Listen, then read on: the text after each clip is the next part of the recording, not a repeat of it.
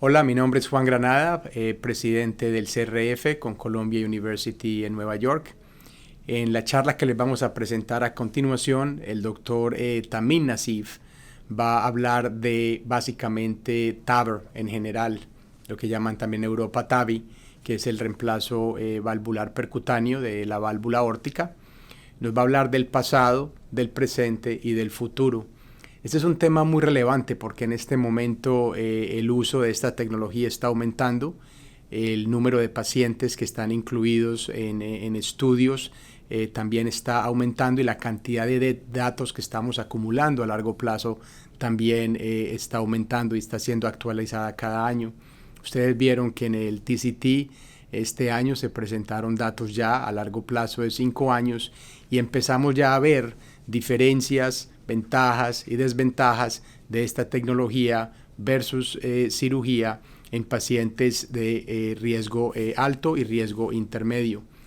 Es muy interesante oír estas conferencias porque a medida que los datos se van acumulando vamos verdaderamente a saber cuál es el verdadero papel de esta tecnología en los pacientes que tratamos día a día y lo más importante, cuáles son sus ventajas o potenciales desventajas en comparación con la cirugía cardiovascular. Entonces espero que disfruten esta charla, es una charla muy completa que habla acercamente de toda la evolución de esta tecnología hasta el día presente. Si se quieren actualizar más acerca de este tipo de tópicos, pueden ir a tctmd.com y ahí pueden mirar también muchos de los datos que se han presentado también este año en el TCT. Muchas gracias de nuevo y nos vemos en el próximo capítulo.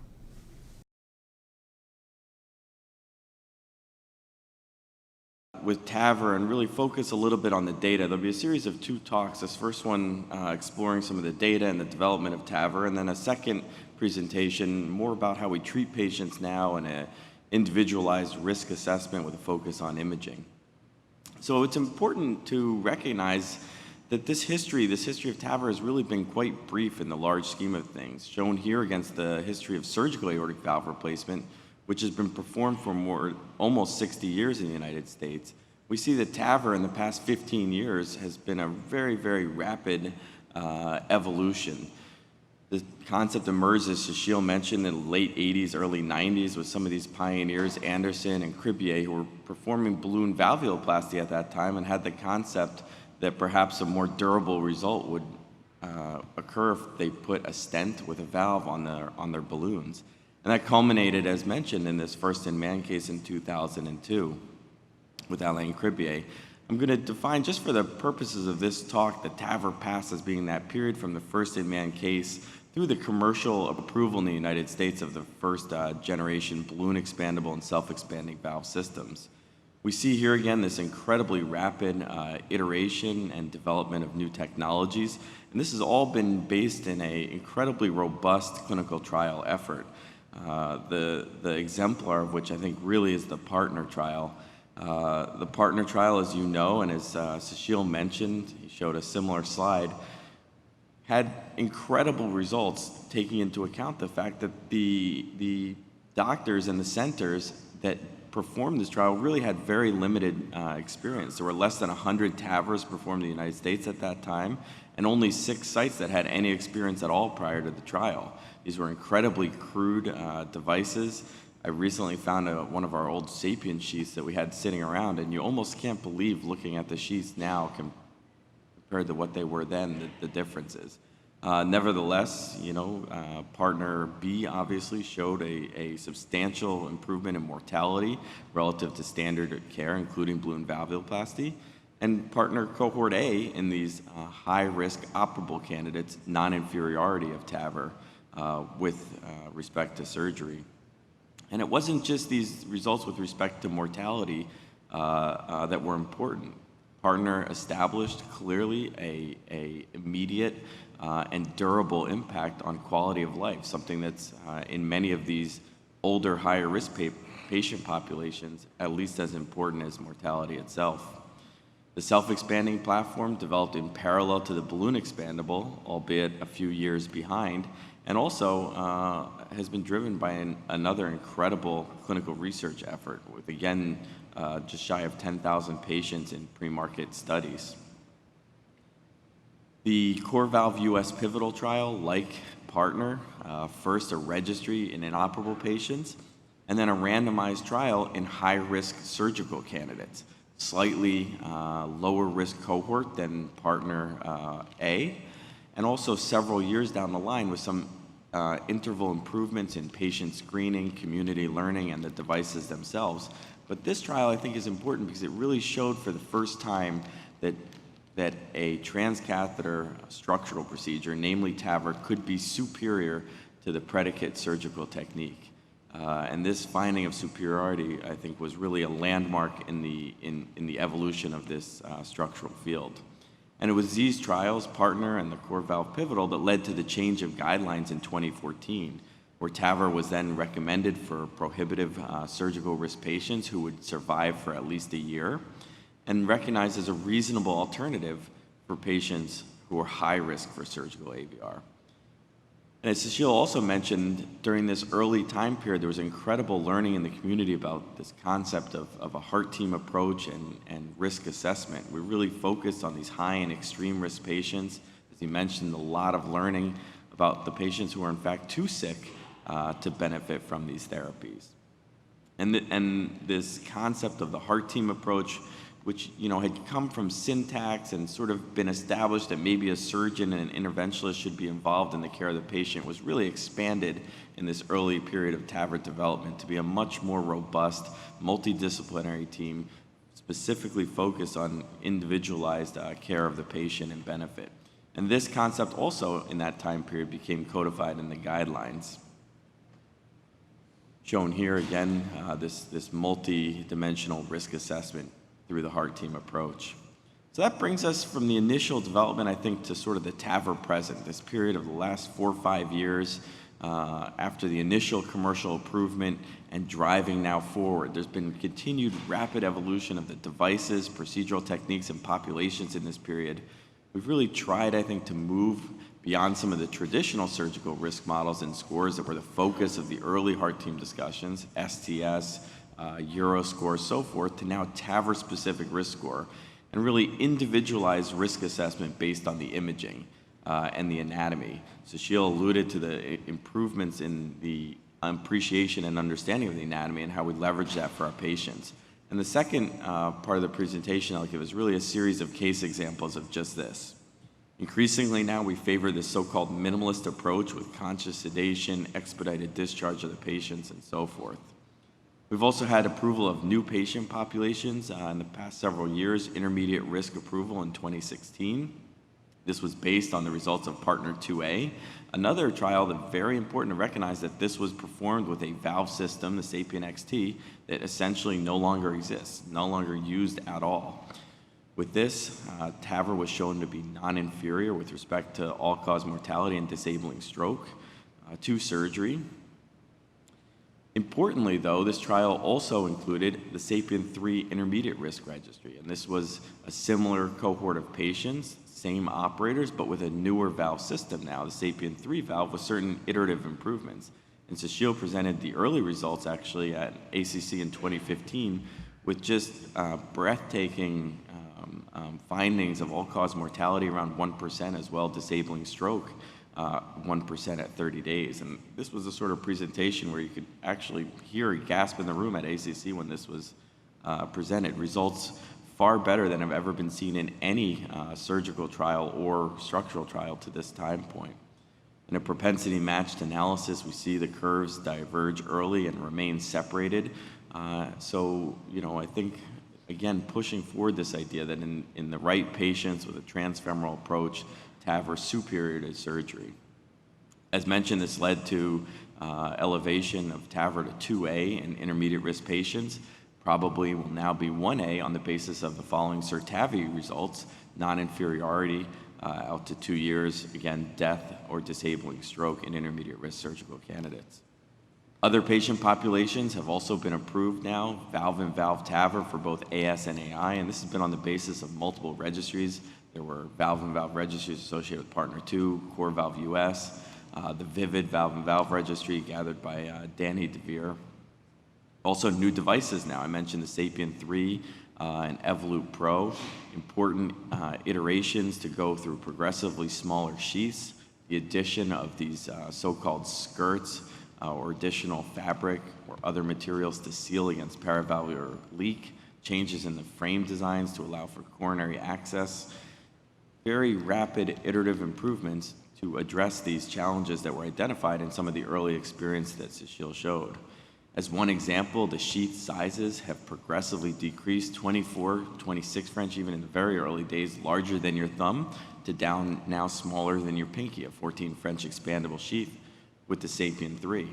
And we see, this is data from Partner 2B and S3 high risk, similar patient populations treated in a similar time period by the same operators, and a stepwise decrease in major vascular complications from more than 15% to around 5% now, largely on the basis of these engineering improvements. Paravalvular regurgitation is another area, complication that was shown in the early days to be associated clearly with adverse clinical outcomes, including mortality at long-term follow-up. And we see a fairly dramatic reduction in these on the basis, again, of the technology.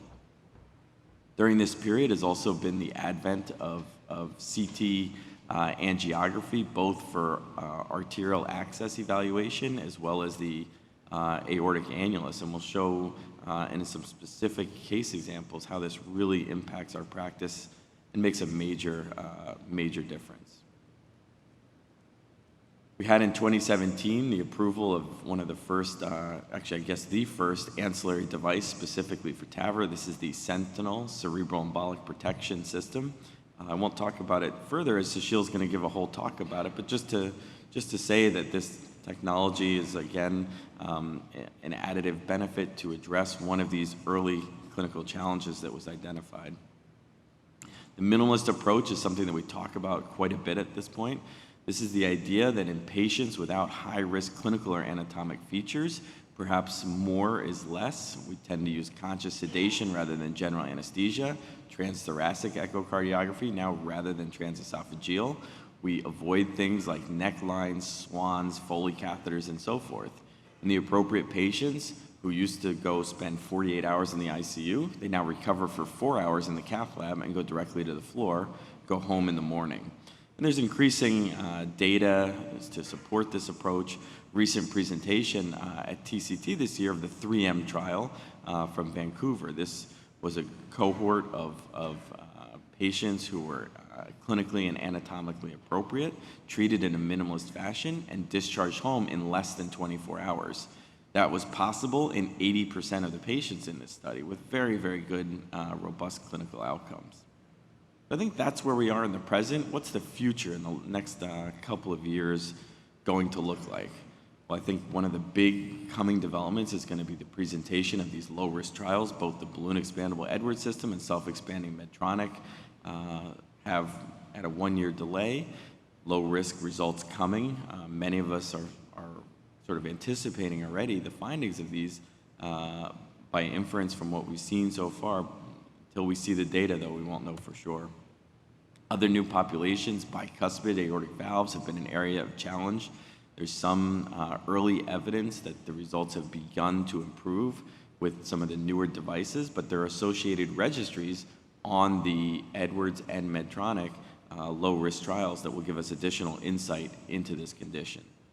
Asymptomatic severe aortic stenosis is another therapeutic target. This is being studied in the early TAVR trial from Edwards. TAVR unload through CRF. This is the concept that patients with heart failure, reduced systolic function, and moderate aortic stenosis might benefit from having the valve corrected as a form of afterload reduction.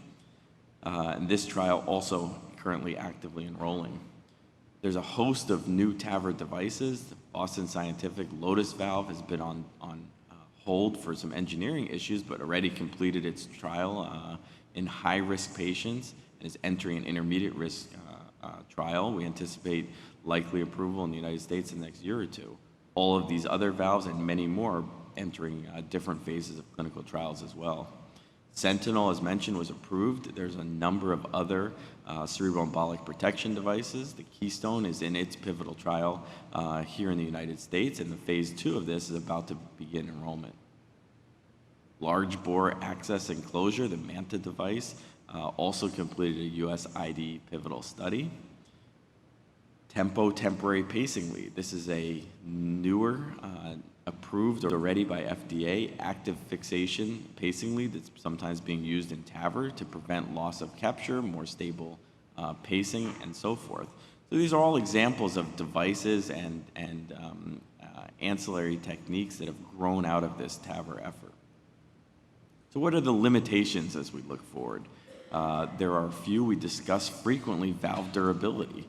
This is something that was really in the headlines a lot in the last couple of years. We do now have very good data from PARTNER as well as from the CoreValve high-risk study that at least to 5 years we see maintenance of the hemodynamic benefit and no obvious evidence of structural valve deterioration, but that's only to 5 years.